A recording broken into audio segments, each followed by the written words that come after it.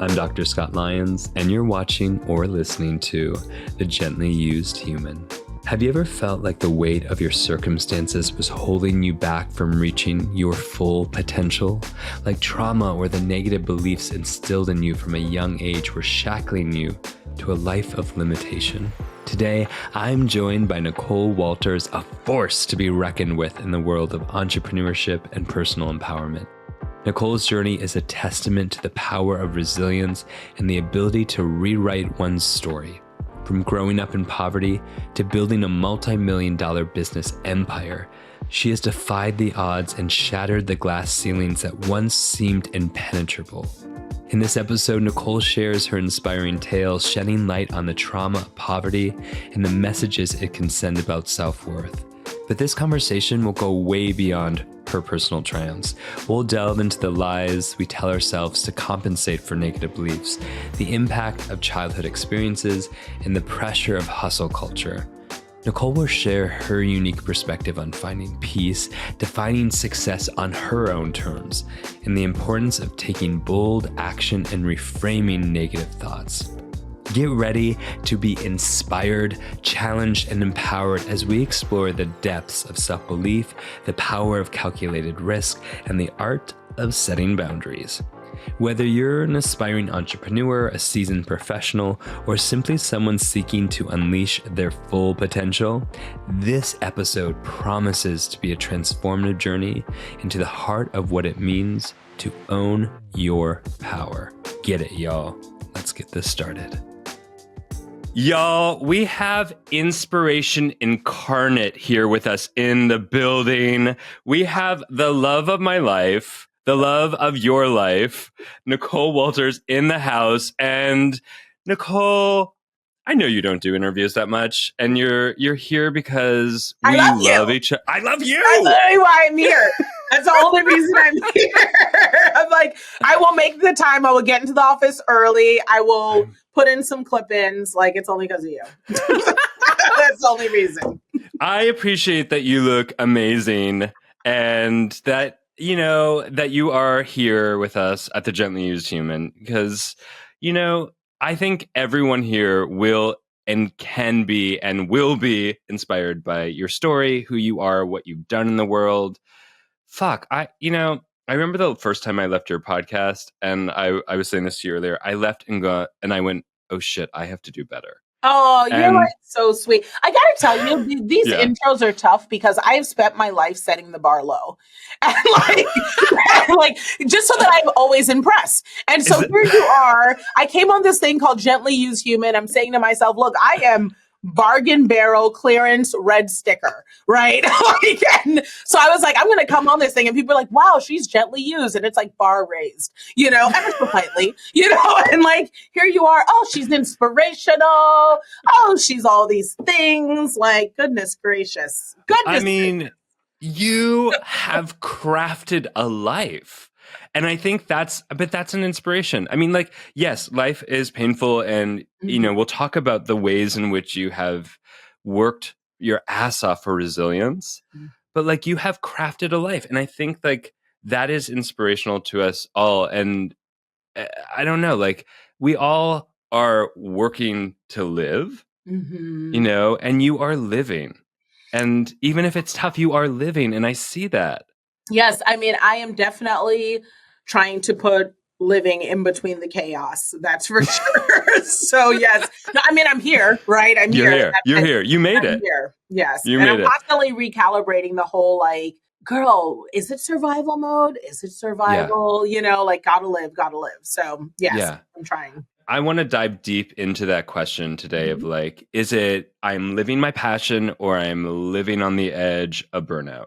Because that is a real thin line. Sometimes. Yes. Oh, I mean, like when I tell you, you always do this. You always tap at exactly the season I'm going through. 2 days ago, I said to myself, my guy comes in and I'm just laid. Like, this is my new thing. Like, sometimes I'm like, oh no, life is too hard right now for me to even support my own weight of body. Yeah. I'm laying on the ground. Like, this is it. I come in, he's like, baby, are you all right? I'm like, no, No, I am not. I have given up on standing, walking, sitting upright. I'm laying right now. Like all of that's too much. And I was like, I can't tell if I am just burnt out or Mm, if I am just tired or mm, if this is a season to dig deep. And so we talked through it, and a mm. couple of things that I realized is whenever I Yeah. feel burnout, that's the one trigger is wanting to quit everything. Because I know I Mm. never really want to. You know what I Yeah. mean? So it's a trigger of like, oh, I should close my business. And do I even need a relationship? And like this whole parenting, I feel like it's a group. If they say a village, do I have to do it? Like, it's like I literally start finding exit strategies out of my whole life. And that's when I know, oh, girl, you need not just a vacation, but recalibrate your schedule. You know what I mean? Mm. I also want to just say collapse on a floor Yeah, is a form of mobilizing stress. Like, listen, is give a it a way. title. I love that you give a clinical because you have all the degrees. Do people know? Okay, you literally, if there is a certificate you can get, if you're at a Chick-fil-A and they're like, we have a certificate in layering sandwiches, you'll be like, I got 20 minutes. Like, you like literally love a degree. I Okay. love a degree. You I love a love it. degree. And so one of my favorite things about being around you is that I'll be like, yeah, so it was crazy because today I felt this weird pain in my shoulder. And you'll be like, well, the Buddhists say, and it's been supported by modern science, that a lot of our internal childlike stress around the fourth grade is centered in your medius plexus shoulder region. And I'll be like, so there's a reason, Dr. Scott? There's a reason. So I appreciate you. I was mobilizing my stress by laying on the floor. I'm Black, so Absolutely. I fell out. That is the term that we use technically. I fell out, and my man found me on the floor. Collapse is a appropriate stress response, just like fighting or fleeing. You know, I you're funny. Fuck. I'm here for it. Yes, I'm allowed to fall out. So yes, I, You're I allowed to am fall in a out. state of burnout and I fell Yeah. out. And what I've learned from the past is that burnout is not solved by a vacation. It is No. an invitation to recalibrate what you're doing now and change your processes. And that's what I've been doing is looking at my calendar and Preach. saying, okay, girl, you thought you're doing less because it's less comparatively. You need to do Mm. even less than what you have here. Wow. Now, you have like, I don't know, 9 or 12 companies. So how do you possibly do less? Like, So you didn't do maybe 3 New York Times bestsellers this year instead of 4? Is that your plan? it's bananas. I mean, I will tell you that I am honestly rounding down after kind of coming out strong and really Yeah. starting to say to myself, what do I need? What do I want to do? What's in alignment? What do I really have capacity for? Because my therapist looked me in the face and said, I just want to be really clear. You feel like, if you go down to 4 meetings a week, that's better, but you have to understand most people may take 1 meeting a week. And I Mm. was like, but I have to take the 4 because it's really only 1 meeting for each income stream, Yeah. and she'll say to me, well, you have to understand people are full time. And Dr. Scott, you're guilty too. I'm gonna call you out because per se, like being a podcaster, full time job, being a Yeah. therapist, full time job, being an author, full time job, being like Yeah. each of these things is a thing that people in the world do only. Yeah. Like there are Yeah. professional speakers that only do that. So Yeah. when you really think about it, of course you're burnt out. You're doing 6 full-time jobs on a Yeah. 40-hour work week, which means you must be stretching somewhere, Wait, sorry. So What is a 40-hour work week? what is even that, right? What is even that? But that is my point is like, Yeah. here we are Yeah. saying, oh, if we're supposed to be squeezing into a 40-hour, you must be sneaking in hours. And the truth is, Yeah. if me and you were sitting on a beach, we'd be talking business, or we would try to throw on a mic and call it a podcast product because we don't know how to act, Dr. Scott. We have no act. Is this right. the call out show? What the fuck? I thought it was Look, a gently used human. I'm pointing at myself too. Okay. No, Our I act love you. like I this, love right? you. We have It's an true. You and I have always been workaholics, but I feel like that doesn't justify, like workaholic makes it sound like we're addicted to the work as opposed to Mhm. looking at the underlying The impact, though, motivation. also, Yeah. I'm addicted to Or the the impact. impact. Like, you Yeah. mess around and you see someone's life change, and you're like, Yeah. I got to tell 2 more people, just 3 more Yeah. people, and then before you know it, you have a podcast. Or 4. Or 4. Trouble. What does the impact do for you? Like, because you oh Well, my Dr. gosh, Scott, we it haven't even heals gotten my into inner your life. child. I'm trying to solve the pains of my inner child, Dr. Scott. I Oh just my want God. her to be okay. I want her to feel loved and validated. So if I just help everyone in the world, eventually my inner pain will end. It's not an inside job. It's total No, it's external never. validation, Dr. Scott. It's never been an inside job. Never. That being said, have you, because this is actually interesting, because I think we can go too far in the other direction and say it's all an inside job. Mm-hmm. Because you are doing so many things for the world. Like so many, like, fuck. I mean, we can call it 12 businesses, but we can also call it like 12 streams of inspiration into the Oh, world. thank you. Thank you. Yeah. Yeah. But I think, like, is any of that also being absorbed and healing that inner child of yours? Yeah. I mean, and you're right. It's, the joke is obviously we're trying to like fix and heal and rewrite Yeah. our childhood trauma, blah, blah, blah. But I think what's nice is when you impact and you help, you do learn as you go. So, Yeah. I'm taking my inner child with me and she's experiencing things in different people. And as long as I'm doing my therapy to recalibrate it for her Yeah. as, hey, you just had this experience with someone that was, the categorical opposite of what you used to think about yourself, and it's very easy for you to think, oh, well, you had this experience, so now you're good, or now you're helpful, or now you're whatever, that false belief is. Instead, because of therapy, I recalibrate and say, look, you were always these things, but now look at this example of you being exactly what you always were, so it's like, I think that has been probably, I've been in therapy for 8-10 years. Probably the biggest milestone revelation is that in doing all the work I'm doing, in making the impact, it's really important that I recalibrate it to myself so I don't naturally default to I'm validated by my work, or my work is required for me to have something to be meaningful in the world. Instead, saying my work is a manifestation of who I've always been and this real blessing that I have in getting to serve this way. That's fucking beautiful. Like, I'm like, it is. I'm like, can we go back and for a moment and just tell people, because I know your history. Yeah.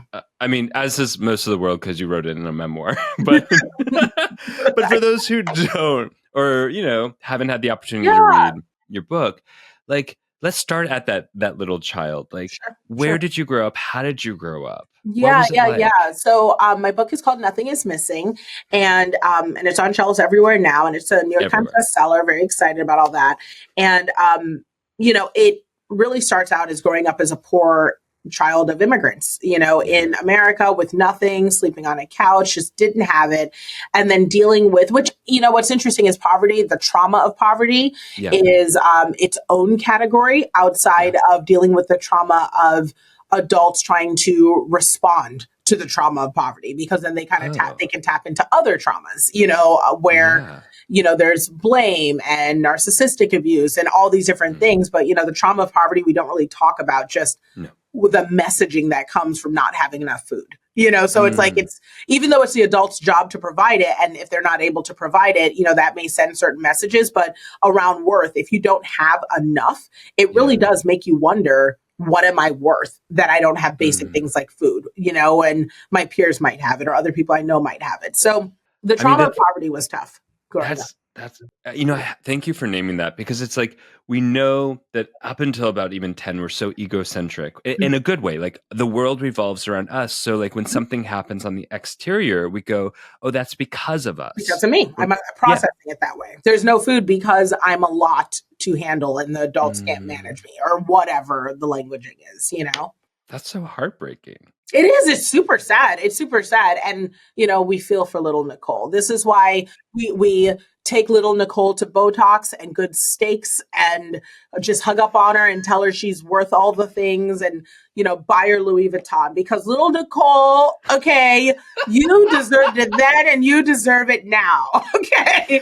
That's how that works. I love that little Nicole deserves some Botox. She does. She does. Okay. Little Nicole, what would you like today? Fillers? Let's go. Immediately. I love how playful you are, and can balance out like the hardship, and like telling the your narrative, which is Like it's painful and an Oh, it empathetic is. It's a resonance. coping mechanism. That's I the know. technical term in case your degrees didn't, it's called a coping mechanism. Okay. Oh, thank goodness. Now I understand what it That's is. what it is. I just reflect with humor instead of having to dive deep in the hard things in front of someone who can psychoanalyze me. Like, do we not know what's happening here right now? Like, I mean, Oh, I know. Oh, yeah. I know. I know you know. So yeah. No, Oh, I know. You know. I know. It's funny because I know people are listening to this right now. Like, she is me. This is exactly. No, I don't want to talk about myself. No. So yeah, just grew up poor, and then obviously, said to myself, "This ain't it." Yeah. I see other people living in abundance. I'm in an environment because got into private schools on scholarship, and I'm seeing people live well, and I'm trying to understand. Is money a tool? Is it something that certain people get because they deserve it? And then managing that with messaging from my parents around this belongs to other people. We grew up poor and we just don't have it, and not feeling like that's the case. Feeling like, okay, there's got to be an answer here. Like, I'm in America. What is this dream that everyone's talking about? And, fast forward, I spent, the years kind of doing it the way you're supposed to. I went to college and I, got the job and, married the guy. And then I was faced with this crisis, about 4 or 5 years ago where I realized I did all the things. I launched the business. I adopted 3 sisters. I just did all of these things and had the family. And I realized, little Nicole's like, this ain't it. You got the stuff. You spent your whole life thinking the answer was in the stuff in the picture of the family. And you are still upset and unfulfilled and worried and lonely and, and tired. And so then it became, if I gave everything up, if I said to myself, that's it, and just acknowledge that nothing was really missing in me in the first place, what type of life would I build? And that's what I've been doing over the past 5 years, is just kind of building a life with intentionality. And my book is all about that whole journey. But it's been crazy. There's been stage 4 cancer, not me, my daughter, which, is worse. And, there's been a daughter in rehab, and there's just all of these things have happened, and a divorce, so I'm here, which kind of, spoiler alert, she made it. But, hate to ruin the end of the book for you, but she's here, but gently. It was a cliffhanger. I wasn't sure. As a cliffhanger, just leaving it. What happens to our protagonist? Well, she's here, but she's a little bit more than gently used, but I'm here. I'm here.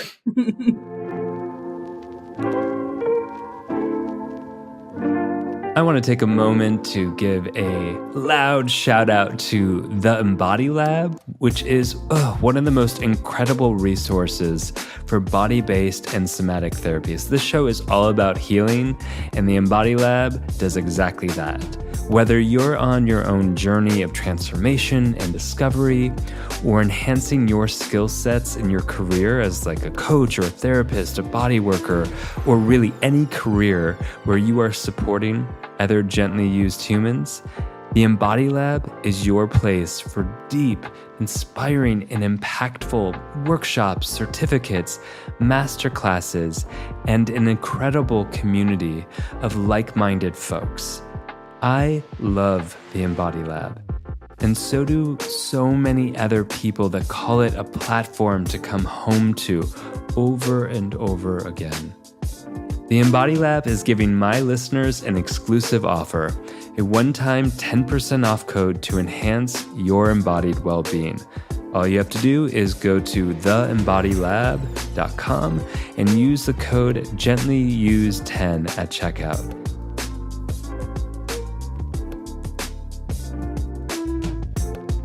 I want to go back and break down a few things from those yesteryears, because they stand the fuck out, Nicole. How did you get into that elite school? Because you did it in a way that fully is what I would call a Nicoleism. Yes, it is. I talk too much. So I was in. That's not what I meant. I don't know if there's another way to describe it, but I was sitting in the passenger seat of my dad's cab, and he picked up a passenger who said, "Wow, your daughter is very loquacious, and she's bright. And where is she going to school?" And I live in DC, so the private school system's this whole machine. And Yeah. he's like, I don't know, like wherever the local school is. And this guy's like, I think I can get her into a private school. Let's see what we can do, and through paperwork and opportunity and blessings, like here I am, I ended up getting into this school and it changed the course of my life because you can't become what you don't know and what you can't see. And I had the opportunity to see what was possible.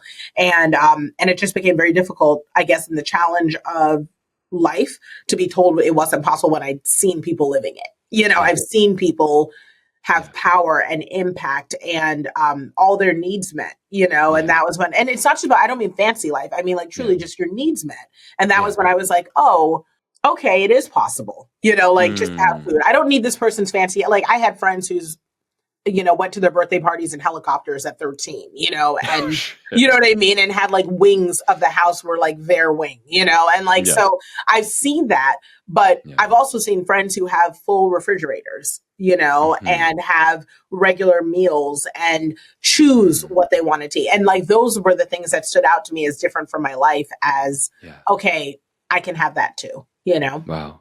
Wow. I mean, again, like it says so much about the fact of how, I don't know, like you have always stood out to me. Like I walk into a room and like I feel lighter and I feel seen and I feel inspired. And like I just like even little Nicole in that cab inspired this other human to want to like be with you in that journey. I've never looked at it that way, I guess. And that you might have just given me a little free therapy. I will not invoice because a dot just connected for me because I never looked at it as inspiring someone to help you, or inspiring someone to like lend their gifts to your, opportunity. I think I've always looked at it. And this is the therapy part, and this is probably why you like having me around because I just be telling my business. But but the therapy part of it, of the moment that I just had, the light bulb was, I think I always thought like convincing or proving or encouraging or trying to sell someone on the journey versus no, people are inspired to help. And it's interesting that I didn't see it that way for myself because that is absolutely how I see it for other people, where I'm like, oh, I can't wait to support you on whatever you're doing because you deserve, and it's interesting. And I appreciate you giving me sort of the mirror back of, oh, I deserved also. Yeah, you absolutely deserved it. And I hear that. Like there's this, I think one of the skills that people don't always necessarily identify as a skill set is that the ability to inspire others, but also to sell ourselves. Yeah. Like when we grew up in a deficit model that we are the deficit, and for us to push forward to getting ahead, we have to sell ourselves. Like, I mean, I'll just share from my own experience. Like I had to sell myself as smart. Yes. I was never smart. I Yeah, I mean, barely passed high school. You obviously always were, but you never felt that way. I never felt smart. Yeah. No. And I was told I was dumb. I was told I would never pass high school. And so like even in grad school, I felt like I always had to sell myself as smarter than I was because underneath I was like, I know I'm not. Right. But then at the same time, it's like there's something in us that still can be inspirational for people to show up and connect and to support. Want to be part of it. It's always interesting though too that we're always selling, and I've seen this just like with you or anyone else. We're always selling, or feeling like we're selling the part of us that doesn't need sold. That's like really obvious. You know what I mean? Like where it's like, I'm here trying to convince people that like I'm a hard worker and that I'm able to, show up and I'm trustworthy, but it's because I'm selling the part that was always beaten down on. Like, so like I had a narcissistic father, and I talk about that in my book, who would tell me, like, you're lazy, you don't want to work hard enough, you just want to like take advantage of opportunities, and people, and not actually do the work yourself. And these are all things that were fears for him because he was so terrified people would take advantage of him, and he'd felt, let down by people in the past. And I absolutely understand the root of it as an adult, but as a kid, I was constantly fighting against, like, literally, I don't feel that way. So no, I'm actually just here trying to do the right thing. And I love helping people, but when calibrated through what an adult tells you, it's different. So here you are having adults telling you you're not smart. Literally, you are always smart, but then you're feeling like I have to sell that I'm smart because we're still selling to that original adult that told us the lie. You know what I mean? Have you So ever well read that? said. What was it called? Peoples of the Lie by Dr. Scott Peck? No. Ooh, Huh. No. that is a read, okay? Tell me Oh about my it. gosh. Whoa, if you like I said, if you Yeah. like therapy, if you're listening to this and you like People of the Lie by Dr. Scott Peck, ooh, is Yeah. a read. He's the author of The Road Less Traveled. Oh, Yes. yeah. But this is Okay. his other lesser known book, which is all Yeah. about how there's a whole genre of people that is not formally in the DSM that he has Yeah. kind of like categorized. He was petitioning to get them added in there. And Yeah. he's like, they're not quite like diagnosable. And he was like, the best way I can kind of categorize it as is like evil in a way. But he's Oh. like, but not, there's no like category for it, but they're just people who lie to cause harm. And like, Mm. and if you encounter these people, it's the type of harm that sticks with you, Yeah. for it's a read. It is a read. Interesting. But I mean, I can basically see how how that could fit into like antisocial, you're right, the but also antisocial so he category, but also addresses every different. single category and explains Yeah. why these people don't fit. It's wild. Interesting. Yeah. Interesting. People and he just referred to people of the lie. Like, The and people you that just have to lie. be Wow. careful because their lies stick on you and you use Yeah. those, which fit into other psychological things. Do you feel like part of selling ourselves from a place of deficit is lying? Like, do you think there is any line in there, or it's like I don't think that. I it's think what you're doing okay? is you're selling against the lie that you were told. So Oh, so you've been told a lie, yeah, about yourself, and likely yeah, that lie is specifically because that person was the first one to see it in you. yeah. So, if your parents are the first ones to be like, "Oh man, we have a kid who's kind of smart," and if he starts believing that or knowing that about himself, we're going to have to treat him differently. Like we're Mm, going to have to either match up, or we're going to have to prove our own smarts, or we're going to have to get him more resources, or we're going to have to show up in certain ways, and we don't believe in our ability to do that. Better to mm, make him not know.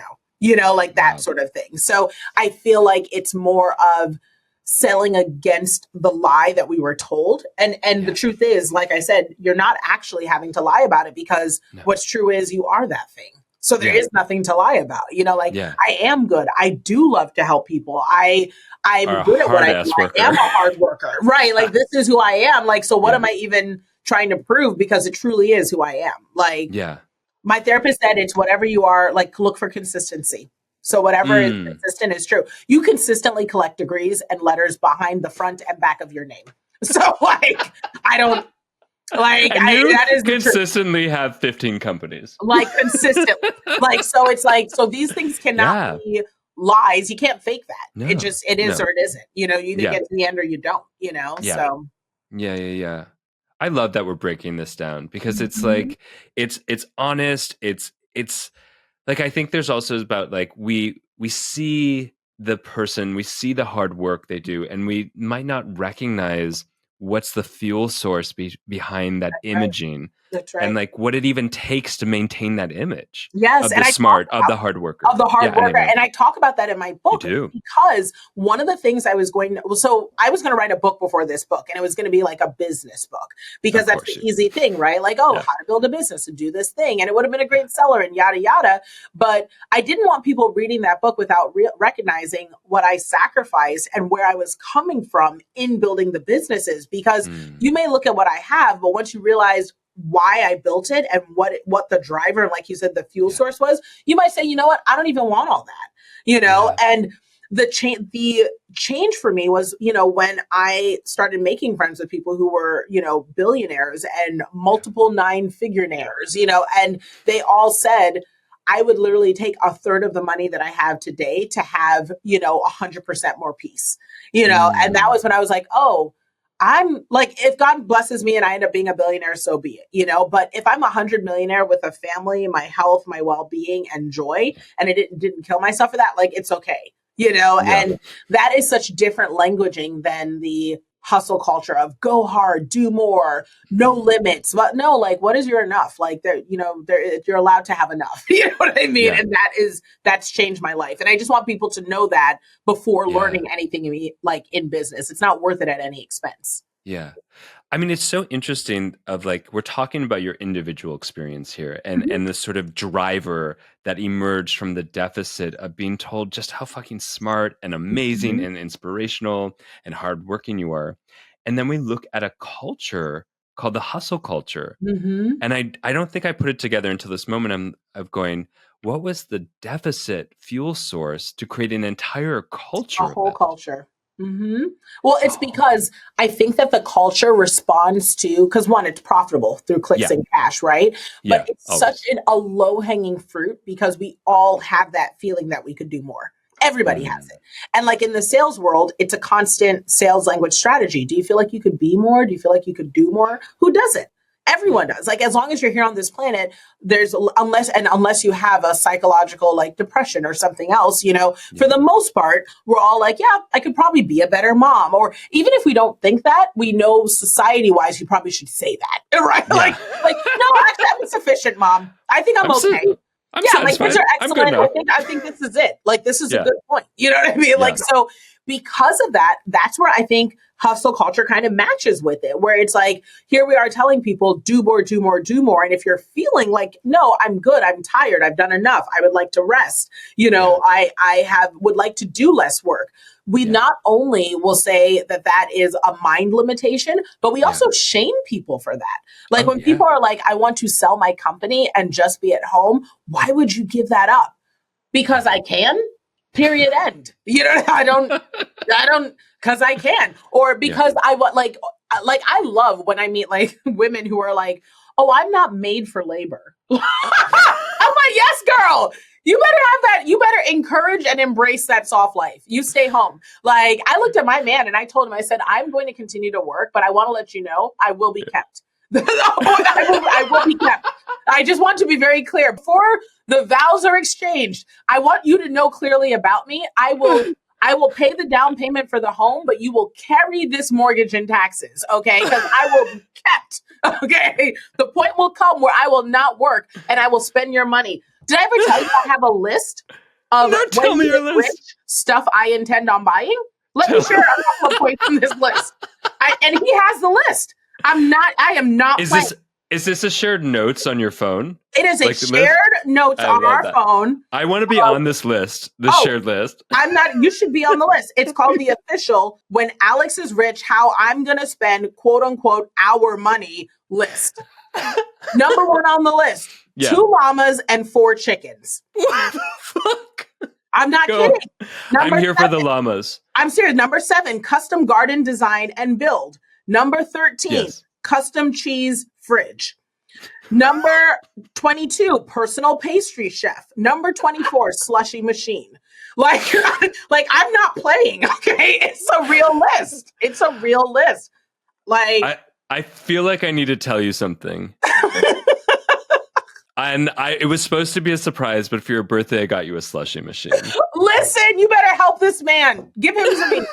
Okay, take it off the list for him. Like, I have no problem making this list public for anyone who cares about him and wants to make his life easier later, because this list will be fulfilled.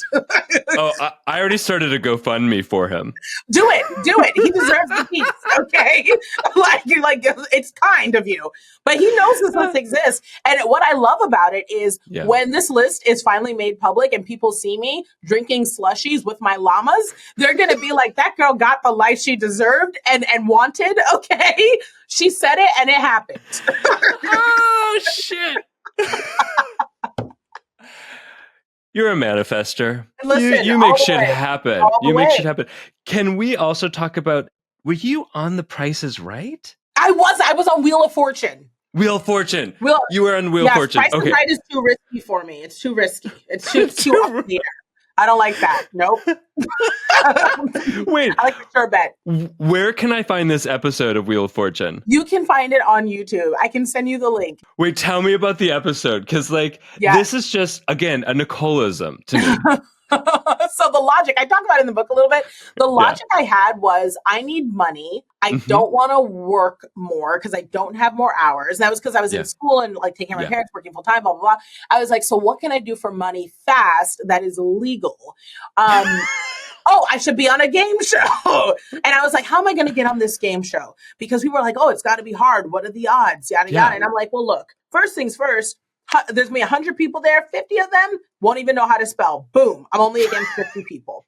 All right. Out of those 50 people, how many of them actually are pretty good at the game and know how to play? Boom, we're down to 25. 1 in 25 is looking good for me. All right. Out of those 25, how many of them are fun and high energy and extroverted? All of them think they are, right? We all have the friend who thinks they're funny and is not. Okay. So now it's me. Boom, 1 out of 10 chances. It's looking good. Now, out of those 10 people, how many of them are well exfoliated with strong wig game, trustworthy eyebrows, okay, and look good on camera every angle, okay? So I was like, I have a 1 in 3 shot of getting on this show. Let's go get that money. I came in second to Wendy from Wisconsin and won a trip to Iceland. Spoiler alert. Holy fuck. I just... I'm telling you, you could be on a game show too. Just run the numbers. No, this is the Nicolism right here. That like this is also, for those who don't know, the strategy about lifting yourself from a place of fear and doubt into conquering the fucking world is the Nicolism of statistics. It's just numbers. Run those numbers. I love an Excel spreadsheet. When people are like, oh, well, are the odds going to work out? It seems so rare. Actually, honey, it's really not. I live in LA, and when I tell you, people are, oh, the industry's saturated. It's saturated, but not with talent. Okay? Like, I just want to be clear, like, so if you can be honest with yourself about your talent and where you can stand, you actually can do really, really well out here. Also, it's not saturated with work ethic. So there's talent out here, but there's no work ethic. So if you're like, look, I can work harder. I can show up on time. I can be at the thing. You'll be all right. So yeah, no, it feels like people are like, how are you so confident? I'm like, I'm not confident. I just do math. That's all it is. But the math you do is so fun. Yes, the way you do the math, like it's enough to get me out the door. I'm not going to lie. Like, it's enough to get me out the door. When I did that, I said, okay, it's worth putting in the application. It's worth showing up to the gig, because I feel like the odds are on my side. You know what I mean? And it's like, let's just be honest. It's true. You go to these things and you realize, oh, a lot of people don't know how to spell. Like they just came on a whim, or they don't have the flexibility to travel, or there's just a lot that naturally stands in our way of success, and people quit. They fall out. They don't keep up. They don't show up. And if you're willing to just go one step further in your thinking, then you literally can get the thing you want, because whatever it is that you surpassed took somebody else out, This is y'all, I am marinating in this technique of statistics that I just can't get over, because I think you think it's actually statistics, but there's a whole nother layer to it. It's science. Tell me the science, Dr. Scott. This is why I'm tired of you. This is it. You're exhausting, because you're like, so let me just reference this one book, this one white paper that I wrote, on the side. It wasn't part of any degree. I just like to write white papers once in a while and release them. Shit. And it was published in a clinical journal in New Zealand. Go ahead. What is it? It was more than just New Zealand. It was all the Southern Hemisphere. Thank you. No, but like, this is a cognitively brilliant structure of reframe. Like, it's like, it's not just like, yes, this is the science of statistics. Like, how many people have their A wig game on? It's also like identifying for yourself a reframe of why you deserve it, and all the skills that you have and the strengths that you have that can set you apart, that get you into the place of being seen for the possibility of change, or for the possibility of something happening. Yes. And I think it is hard though, because obviously some of us have skewed perceptions of self, right? So we all do. Things like we're not smart. Right, exactly. Like we're not smart. So that might not make the list when really it's the number one thing on your list. But one of the things that's beautiful about that is those things still come into play, even if you forget to put them on the list, So it's like, and also one of the things that I do is I will also scale the items on my list, So like I might say, you know what, Nicole, you are a solid 6 out of 10, 7 out of 10 in LA. But if we are in Sheboygan, sis, you're an 8. Okay. So bring it. You know what I mean? Like, bring that Sheboygan bring energy. that Sheboygan energy. Like, so where is the audition happening? Because you may have gone up some points. You know what I mean? Like, just really, like, is this a winter place where I get to hide under great coats, or is this a bikini situation? Because the point scale will shift. You know what I mean? Like, and that is okay. That is okay. Like, and that's fine. But it's like when you start saying to yourself on that scale, like, oh, I've got this going for me, and these points add up here, then okay. You know what I mean? It's like, and it's just to get out the door. It's you know, just to because get out the honestly, you door. might get there and not know any of the answers, any of the questions, whatever. But at least you showed up and gave yourself a 50% chance at a yes. You know, 3/4 of the challenge is getting out the door. Listen, I was just telling my my membership community. We both have membership communities, but for like vastly different things. Yours is wildly helpful. Mine is mostly stuff like I'm about to tell you now. So which is helpful and inspiring, but go on. But it's also like it's foolery. We'll sit in there and talk about like something I bought on Amazon just because. But it's but it is helping their life in general. Okay, so I was talking to my team because I have this thing that I do that I think a lot of people have, where you may feel a little bold and ballsy, and you'll reach out to someone, and then you like freak out about it, right? Like, or you'll sit on it, or they'll give you an opportunity and you don't want to follow up, or you get nervous, or you get nervous about the reach out. Like you get the business card, but you're worried about the follow up email. Like, and it's I'm not talking about the thing where it's like, oh, this is never going to happen, but the thing where you're like, this might actually happen, right? And so I'm nervous to follow up. So I've started doing this thing every week where I have like a power hour, where basically what I do is I do 3 bold moves and then I move on with my life. So like I reached out to an Academy Award winning actress recently, and I like sent her a message, who I admire and work with and know. It's not like she's a stranger, but I like would love to like get lunch with her and hang out like on a friend level, because I feel like she may have insights. Like I feel that pull of like, maybe there's something there, like where we could help each other or whatever. So I reach out to her and I'm like, yeah, girl, I'm like, you know, and here's my number if you ever need anything. And she's like, here's mine back. Oh, I can't breathe now. Oh, where's my floor? I need the warm support of my floor. Like I didn't know what to do, as if I didn't just want that specific response. So now during this power hour, the next step is just respond to the text. Just respond. Like instead of sitting on it for 10 days, just do it and then move on to something else, you know? And so like having this sort of hour where I just crank out a bunch of stuff and then walk away from it kind of keeps me moving and not letting me get so caught up in the reframe, where I will sit there and literally reframe negatively that, well, what if they respond? What if it doesn't work? What if no, just crank it out and walk away. Crank it out and walk away, you know? I love that. I love that. I used to say dance faster than you can think. That was what I would tell people in therapy. It's because I'm like, we're so afraid to like mobilize, to move past something, to do something. I'm like, just in the practice of turn on some music, move faster than you can think. It's like, I love that. The just get out of your own way, out of your own walk way. away. Well, and then walk away.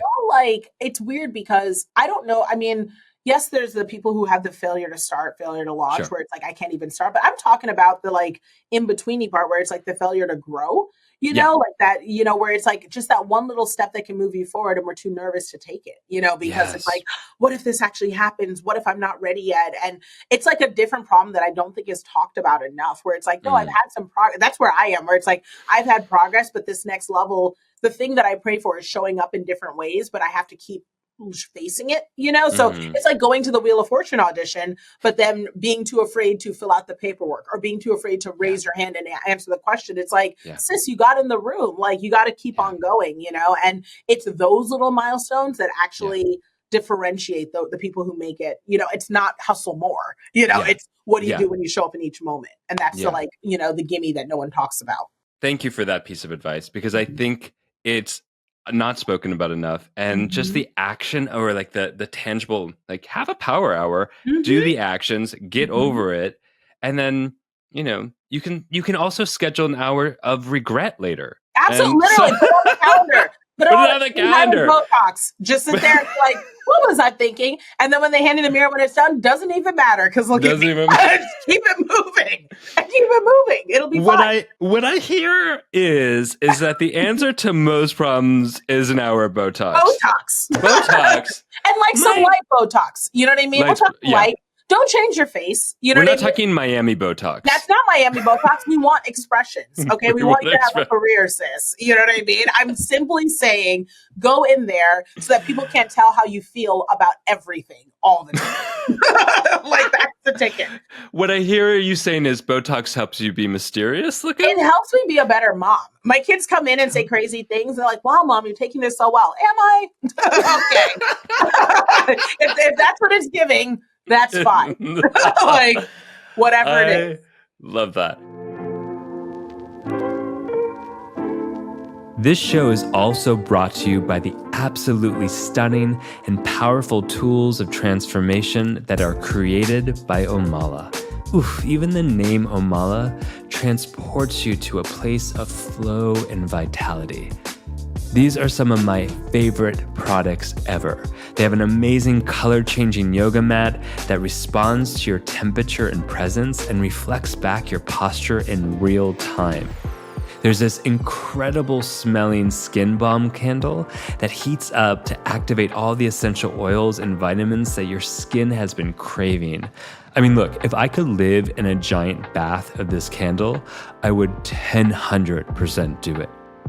They also have these journals that lead you into profound insight, and then you get to plant those journals to create a stunning flower garden. What? I mean, if that's not deep and inventive, I don't know what is. If you're someone who desires to live a luxurious flow of life and who believes in transformative wellness, then you have to check out Omala. Omala is giving my listeners an exclusive discount to treat yourself to something that is as special as you, boo. All you have to do is go to omala.com, that's OMALA.com, and use the code DrScott10 at checkout. And a portion of every purchase goes to an incredible charity. You got this. Can we also talk about the story of how you quit your huge executive job for Fortune 500 in front of, what was it, 10,000 people? Yeah. So, I mean, as you can see, Sis loves to burn a bridge. So, loves to burn a bridge. Loves to burn a bridge because I'll be scared and I'll run back across it. You know what I mean? If you leave that thing in cinders, you can't go back, right? So basically, I quit my 9-to-5 job. You know, I'd adopted 3 girls, you know, which is a story in and of itself. But I adopted 3 girls. They were ages 3, 11, and 14, sisters. And one of the things that I knew right away was, one, I just needed to be present for my 3-year-old. Like, she just wasn't ready for school, needed caught up on things. And then my older ones, I knew would be going into college, and I was only 28. Like, I didn't have a college savings fund. I just knew that I could not be limited by income. It felt like it was, and I almost say selfishly, because I know people have to work through this feeling of, oh, but I don't want to quit my job. I felt like I didn't have a choice. You know, like I was almost pushed into a pressure cooker of, you must do this thing because I was on a time crunch. You know, I had these babies. And so I started building my own business outside of this, which now is like my multi-7-figure consulting business, you know. So, but it's the same thing I did in corporate. You know, it's not like I entered this world and was like, I'm a digital marketing superstar. Like, it's not like that. I literally am like, do you need help with your spreadsheets? You know, like it's kind of more of that, you know what I mean? Like, business development, product development, like that's what I did for corporate. So that's what I do. But I got paid well in corporate, but I get paid better working for myself. And so built it up, made my first $1 million in a couple months. And I called my boss and I was like, hey, you know, like, he actually was calling me. I don't know if I ever said this. He was calling me for my annual review. Like, I don't know if I ever said it. Called me for annual review. I was like, so sorry that we just got this on the schedule, you know, ready for annual review. And I'm sitting here saying to myself, I've got therapy. I don't even know if I want to hear any feedback from him. Like, I was like, you can hold on that. I don't even need it because I quit. You know, like it's it. And his biggest concern, thankfully, was, am I going to a competitor? Because like, you know, I did great work there. So I was like, no, I'm competing with myself. And then he was very supportive. He was like, I wish I had the guts to do that. And, you know, if you found the phrase I'll never forget, and I will always repeat is, if you found something you love and it's making you money, then why are you still here? You know, and it found me at the perfect moment. And so that was it. And that was, I was going to say almost 10 years ago. It's longer than that now. 12, right? Maybe 11, 12 years now. Yeah. So here I am. And here you are. Oh, and I And did it now, live online. I didn't yeah, even say you it. did. I I did was all going to that online. say, Yeah, so I was like an all tracking my hands, right? Or journey. something. Yeah, right. I was tracking my journey, and then I was live, and literally, I went live to just say, "Hey guys, today's my quit day. Super excited. I'll come back and let you know how it goes." And people were Yeah. like, not too much, sis. You shared everything. Continue to share." And I was like, well, "Okay." And so I did that, but then real time, it was going viral because people were like, "This girl is really quitting her job like right Yeah. now." And Yeah. we've seen her building her business, like she's really doing this. And Yeah. I quit my job, and the rest is history. I love that you go out with a bang. I know. Every day I'm fighting not to go back to corporate. But I say all that like I'm not in my office now with a badge on my waist. Yeah, See yeah. how this goes? I'm in an office. I have a receptionist. I have a badge. It's just that it's my office. So Yeah. so I'm grateful for that part. And now you help thousands of people do this in their own life. Mhm. And Yeah, I that's, do. It's amazing. Like I work with not evolving, exploring, emerging, and established entrepreneurs in yeah, different ways. So if yeah, you're exploring entrepreneurship or any type of business, then I can help kind of guide sort of it's not just your purpose, like what is yeah, actually your gifting? Because maybe you have a skill set like being a therapist that will allow you to have the funding to launch the next thing, right? Like, yeah, it's that matters. Then people who are emerging entrepreneurs, meaning I've been doing this for a while, maybe I am a little full time, but I don't know how to scale. I need to make more money. I just don't understand the structure. Are my products even right? Do they even yeah, make sense? Or I fell into this whole thing, but what is the intentionality? I really help them figure out that back end, make sure it's locked down and in alignment with like corporate and money and sustainability, and then establish entrepreneurs. So I also have people who are like me, like you, been doing this a very long time, or like the Kylie yeah, Jenners, and they're like, this is how I'm known, and now I want a lip kit. Like I'm the one who yeah, stands in the process of, well, these are the elements you need, these are the vendors, here's what it looks like. So yeah. it's very classic corporate consulting, but everybody needs it at some point in order to get to the next place. It's classic, but you're not classic. I am not. So I will tell you, you are right. I Like know I'm it right. is not. It I is know not you. giving. Like there's a few things. I'm very confident about a few things. I'm a great Yeah. cook. I know how to do my corporate consulting. And I've got strong eyebrows. These are things I know about myself, right? And there are things I don't know. I shop off the mannequin, right? Decorating homes is not my ministry. Like I know, like I'm not a great driver. It's why I have a Tesla for backup support. Like I know, I know what I do well and I know what I don't. Okay. You And gotta know your strengths. I know my strengths and I do consulting really well. That is my jam. But I do it differently, like you said. The thing Yeah. that I do differently is the fact that there's no when you go to a regular corporate consulting company like McKinsey or Accenture Yeah. or Northrop Grumman, like these companies, one are like 250K a month. So average Yeah. people don't get access to them, which is ridiculous because you need them. Yeah. And these companies, they are saying, look, we're basing it on the money, the market, the model. They're Yeah. not considering you. They're not Mm-mm. considering your well-being. They're not considering the future of the company. They're not considering your mission, your legacy. Like none of that matters to them. Whereas if you come to me and say, look, it's not just about becoming a $5 billion company and exiting with a huge, IPO on the stock market. Like if you're saying to yourself, look, I just want to have enough breathing room to be able to take vacations, to have a company that'll be here 5-10 years from now, comfortably and, have a decent staff, but I'm making like really great money, that I can do. You know what I mean? Yeah. Like that's what I offer that's different, is that consideration of what is enough and how, do you want to show up, and Yeah. that's very different. Mm. I Mhm. I love that, the thing that was your journey, you Mhm. do it in such a humanistic way to support all the other people. Like, I wish you had you when you were younger. Oh yes. Don't we all hope to be the person that we I wish we know. had? You know what I mean? Like, Yeah. and I really, the evolution of understanding the enoughness part is newer, Hmm. because I also still am like, we got to get paid. Like, let's not Yeah. do free. I'm allergic, influenza. I don't do it. Bye, Felicia. It's not my life. Like, I do free for churches, charity, and children. That is Yeah. it. Like, Yeah. Yeah. other than that, you gonna run me my invoice. So I definitely like, I want to encourage people to be of that mind space too. You know what I Yeah. mean? So Yeah. it's both.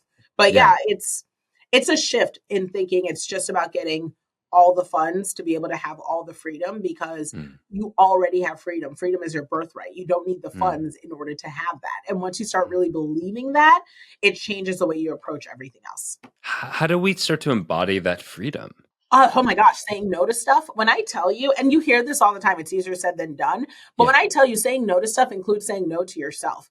So if it's like, oh yeah, I need to get up right now and do this thing. No, you don't, girl, lay there. What's going to happen? There are times where I've literally been like, I'm not doing this meeting. I'm not going to this thing. I'm just going to lay out. And I'm like, and if the world falls apart, so be it. You know what I mean? Like, it is what it is. And then when you realize the world doesn't fall apart, you start being like, oh, my no has more power and weight and I should exercise it more, particularly when I need the no, not just when I want to say it, you know? And that has changed my life, like owning my autonomy around what I will permit. Like, I don't even let people tell me how I feel anymore. You know, like that used to be, which sounds crazy, but that used to be a thing, you know? Wait, what? But, you know, people will tell you stuff like, oh, you seem mad, or you only did this because such and such, or, you know, it's just like people love to like put out their opinions over. Like they love to project their shit on you as a depository vehicle. They love to project their shit. And so like when that happens, a lot of times, depending on your trauma, you might want to either explain yourself or act differently or shrink or adjust or even just acknowledge and agree to avoid conflict. Like people have their different ways, you know, and now I'm just kind of like, nah, that's wrong. And then I let them sit in why they said that to me. Like, I disagree. No, this is absolutely what it is, and you need to own it. I don't need to do anything. That's it. I don't need to do anything. Like, it could even be true, and I also am not going to do anything. So what are you going to do about that? I'm moving on with my life. And that has really changed my approach to everything so much. I love that because if someone's listening and they might go, well, that's just defensive. I will say to you, I have seen Nicole take also so much feedback. Oh, so much. So much feedback. So much. And it isn't even defensive because like, no, it's a boundary. Is I'm not going back and forth. No, like, I can't acknowledge like that might be true, but I'm also not going to respond necessarily in a way that is dictated by you. You know what I mean? Like, exactly. You know, like just kind of saying to myself, what do I have capacity for? You know what I mean? Like, what does it look like? Like, I'm not going to stop my life based on someone else's responses 24/7, especially if it's going to, and that, I mean, I talk about it in the book, that rescuing responsiveness to the world keeps you in this survival response panic state that's exhausting, you know? And it's just like, no, I'm just not doing it. Like, maybe I'm going to sit in my car and I'm just not doing it. Like, I'm just not. Do you want to know my bumper sticker? Do you know they say people with bumper stickers are more aggressive people? I am. That's why no bumper sticker. You're misleading all of us. That's the whisper right there. My bumper sticker, if I had one, would say, your projection does not curate my life. Ooh, you better use those big words they can't read before they exit. I think bumper stickers should be more sophisticated, although...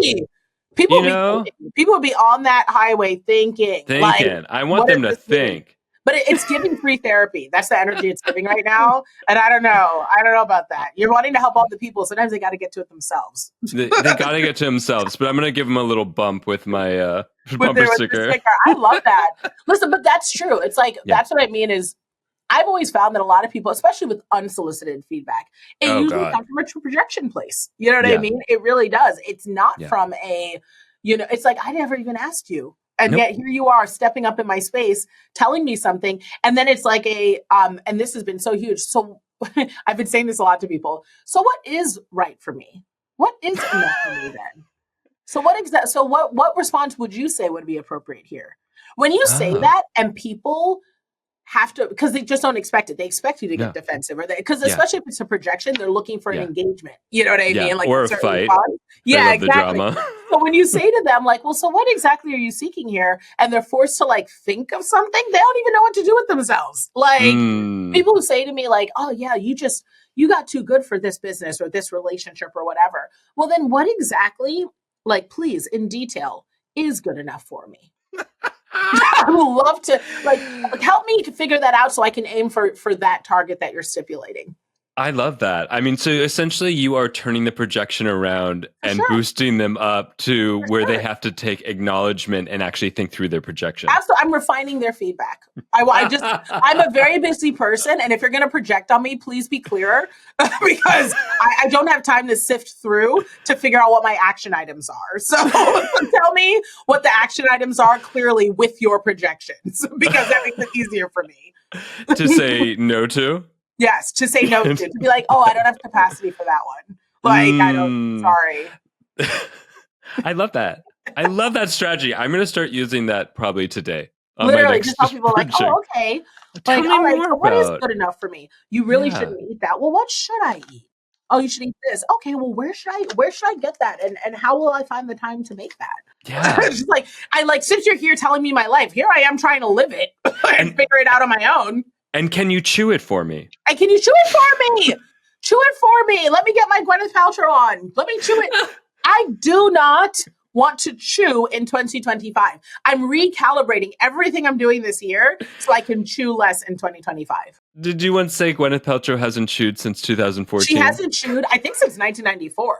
I mean, like, because this is like, literally, she's like, I'm not even kidding. I think she was like, yeah, in the morning, I do like a hot tea and a superfood blend. And then for lunch, I do a broth. And then for dinner, I might have like, a salad with like wheat germ. You know what I mean? Like, and I literally am like, she doesn't really chew. Like, there's not even really chewing that happens, which I was like, that's interesting, as a concept. I am into chewing. Like, it's fun. She's not into it.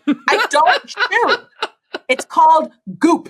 Everything is goop. When it comes in, when it goes out, everything is goop. I don't chew. Like, that's it. That's the diet plan. That is the best deconstruction of the brand I have ever heard. I told you I'm a business mogul and pioneer. Come work with me. She knows what she's talking about. My love, where can people find you? Where can they just get to be with you and hang out with you and learn from you and grow from you? Oh, you're the best. So I have my own podcast, the Nicole Walters podcast, which is filled with some of these types of chats, but also just lessons, stories, all the good things. You can follow me everywhere at Nicole Walters. And then also NicoleWalters.com has my products, my tools, my book, all the good stuff. So just Google Nicole Walters and click the second link because I don't know what the first one's going to be because TMZ, you never know. But just Nicole Click Walters. The first one, then click the second one, and then report back to us on the first one. That's right. And let us know what's trending today. Everybody get Nicole's book, Nothing is Missing. It's brilliant. It's a New York Times bestseller. The world has been craving it, and she has provided this inspiration. Nicole, I love you. I want to talk to you just every day, all the time. I know. And I can't wait for that to happen. It will happen. Over slushies. Over slushies with our llamas. That's all we want in life. Simple. And maybe a little Botox. I love it. Thanks for having me. Thank you for having us with you. My gently used humans, we love you. We love you. We'll see you soon. Thank you for listening to the Gently Used Human podcast with Dr. Scott Lyons and friends. Visit gentlyused.com for fun extras, including submitting your questions for advice from a Midwestern mom. And don't forget to spill the tea and gossip about the show with all your friends and frenemies. And you know what? Show us some love by giving us 5 stars and leaving a review in your favorite apps. This helps us connect with all the other gently used humans out there. Oh, and by the way, you look fierce today.